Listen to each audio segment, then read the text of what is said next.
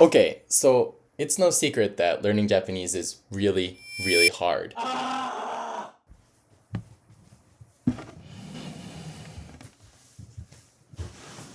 Okay, I'm back. There's 46 hiragana katakana, 26 romaji, and like a bajillion kanji. Oh, I'm done with this. It takes way too long to learn all of these kanji, bro. I'm done. I can't do it. I give up. I'm done. See you later. But for those of you that stick around, I'm going to teach you the ultimate guide to learn how to understand kanji. But first, hey, you! Yeah, you over there. Yeah, so you don't know hiragana or katakana, do you? Looks like we've caught you red-handed under the crime of being a dekinai, so I'm going to need you to go look at a hiragana chart, look up Tofugu's Guide to Hiragana and Katakana, go learn it, and come right back to this video. Or you could just keep watching it from the start. So anyways, about kanji. Most people say that in order to speak Japanese at a very high level, and in order to master it, you need to know 2,136 Jyoyo Kanji. And yeah, they're right. Kind of. In fact, the Japanese government even said that Jyoyo Kanji are 一般の社会生活において現代の国語を書き表す場合の漢字使用の目安を示す。Or, for an average life in Japan, the Jyoyo Kanji are supposed to give you a good shot at understanding modern writing. Okay, so we need to learn all of the Jyoyo Kanji? Well, not quite. I, for a fact, know that I know all 2,136 of the Jyoyo Kanji. I can write all of them, I can speak all of them, and I can use all of them. I'm willing to bet that probably 90% of my Japanese university friends can also do the exact same thing. Yes, you kind of need to know it, but that remaining 10% of Japanese people maybe can't do literally every single Jyoyo Kanji. There's probably some that they can't write, or some that they can't read, or maybe a little bit of mix of both. It really all kind of depends on that person's education and their background. And I also go to a Japanese university, meaning that most people at the university probably have a higher education than the average person in society. If you want to study them all, go ahead and study all of them. If you don't really care for it, well, there's been thousands of foreigners before you, and there will probably be thousands of foreigners after you that lived with mediocre or literally zero Japanese skills in Japan for a very, very long time. Don't fret it. So part of the reason why I'm going on about this Jyoyo Kanji is because, like I said, I think that 90% of my university friends can probably read, speak, and use most of the Jyoyo Kanji almost perfectly. But there's actually a test out there that Japanese people take to test their kanji skills called Kanken. There's a bajillion levels to this, and I think it's probably from like 10 to 1, but I'll leave that to my future self to just edit that into the video and let you guys know. Anyways, there's a bajillion levels to this test, and if you take up to Nikyu, which deals with all of the Jyoyo Kanji, you should be able to read, write, and use all of them, and also know like a bunch of synonyms and antonyms and yojijukugo and a bunch of other stuff. The thing is, only 20% of Japanese people can actually pass this test.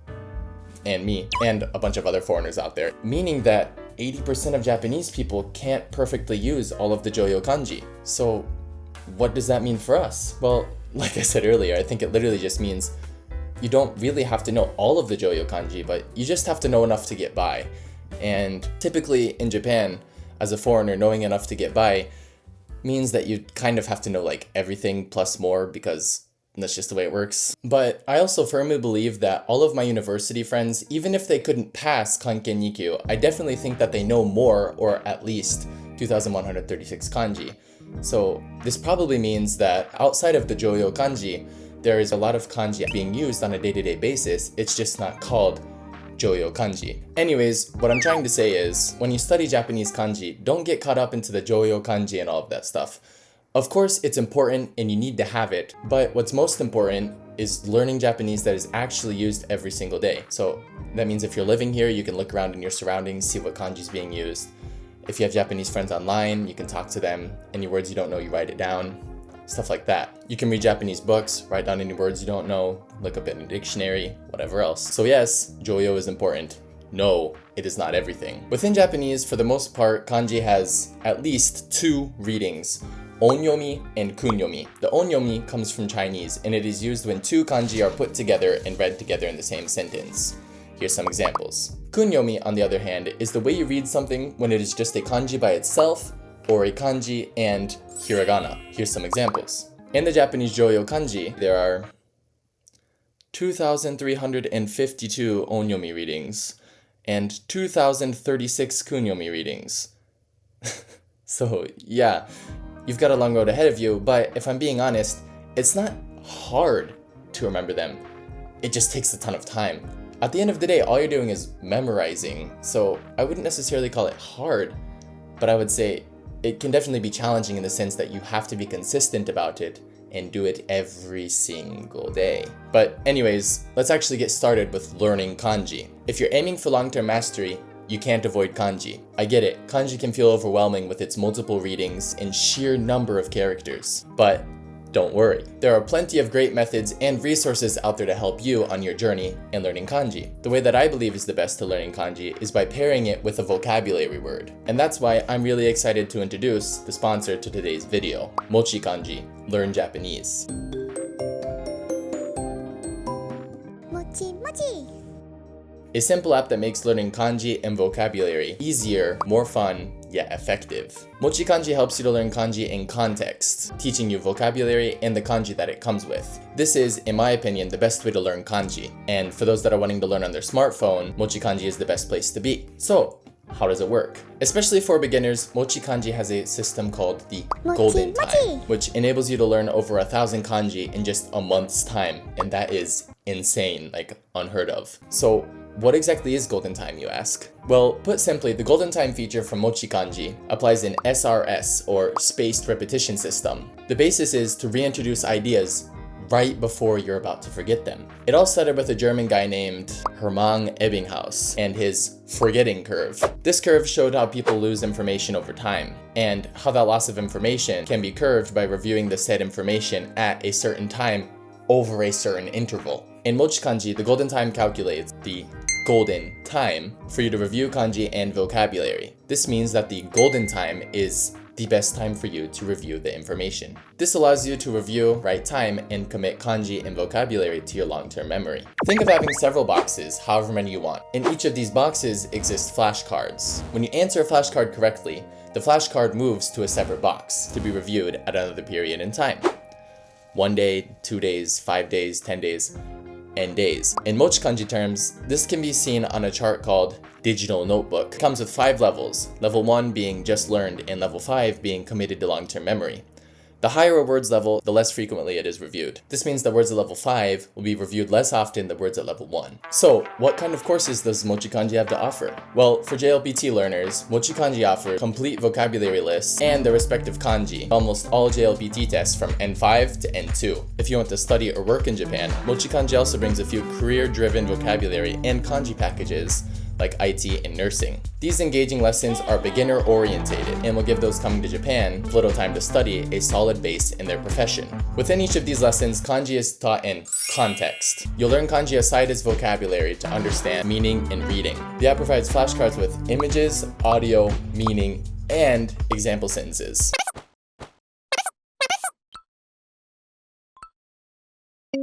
Watashi.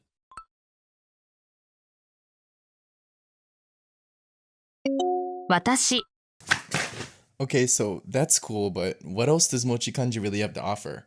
What really separates it from the competition? Ha ha ha ha ha, little shirobito. That, my friend, is the fact that you can write. Mochi Kanji guides you step by step to write all of the kanji from N5 to N2. This means it guides you through the stroke order, helping you master each character gradually without feeling overwhelmed. I think this can be especially helpful for those who haven't really practiced writing before. I know that for me, I didn't learn how to write until after I came to Japan, and that was already 2 years after I had started learning. It would have been nice to have a resource like Mochi Kanji to teach me how to write all of the kanji that I would need in my day-to-day life. Oh, and I kind of forgot, but another really cool feature of Mochi Kanji is that you can literally have conversation practice. This app offers conversation practice with a little guy called Mochi. He simulates real-life scenarios to improve speaking and listening skills. I think this is an amazing feature, and it really does have its benefits. However, I would like you all to be aware that this isn't the best feature available on the app. It is not perfect, and I do believe that sometimes it pronounces things a little bit weird and that the grammar can be a little bit off sometimes. So, don't go into it thinking that it is a perfect native speaker. Mochi Kanji also has its own dictionary. It gives you all of the information that you would possibly need about the JLPT exam and all of the specialized fields that they have available. Most words in the dictionary also come equipped with pronunciation, 山 so you can check yourself as you learn, ensuring that you don't have any bad habits after learning a new word. Oh, and you can also save any words that you didn't know for later review. This allows you to continually increase your vocabulary. So, how do I download, you ask? Simply download the MochiKanji app from the App Store, Google Play, or their website. Search for MochiKanji, Learn Japanese, and click download. Otherwise, you can click the link that I have attached in the description below. Okay, so you guys learned 1,000 kanji in less than a month using MochiKanji. Now what? Well, now I think it's time for you to start reading a lot.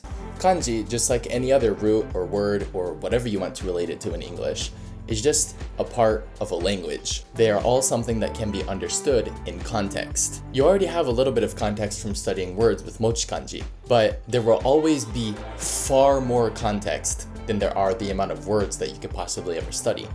It's just impossible to make more words than the amount of context there is. By reading books, you can get a feel for what each kanji means. Eventually, you will be able to make a very educated guess at what words mean, even if it was the first time you've ever seen it. In English, we call this context clues, but in Japanese, it's more than that. It's not just context clues, it's like looking at the roots of English words and knowing exactly what the meaning is, except I think it's a lot easier. This will also happen during conversation, because when there is a word that you don't really know, if you can think about the kanji in your head as you were told it, even if it was your first time hearing that word, you can almost understand it. And I know that that sounds weird, but you could be told something for the first time ever, and that kanji just naturally comes up in your head and you're like, whoa, I understood that. Sounds crazy, I know, but it happens. It's real, okay? This tends to happen a lot in my day-to-day life in Japan, because a lot of times I find that people actually kind of make up their own words. Like, even if it's not really a word that isn't used a lot or something that might not even exist, there's a lot of times where you can kind of make up your own words, and even Japanese people make up their own words, and people understand it. I mean, 95% of the time the word probably does exist, but they don't know it exists. They're just going off of their own feel, I guess you could say. For example, and this is a really bad example, but my YouTube name, Shirobito, this is a play on the word hakujin, which means white person. If you use the kunyomi, it means Shirobito. This feel can also be really helpful when it comes to reading jukugo that have opposite meanings, like seigo or shingi or bishu. The word utsukushi, bi, and you have the kanji for minikui, which is shu. So you have pretty and you have ugly, and the same thing. So if you didn't even know the word, you could just think, okay, what's utsukushi and what's minikui? Put it together, bishu.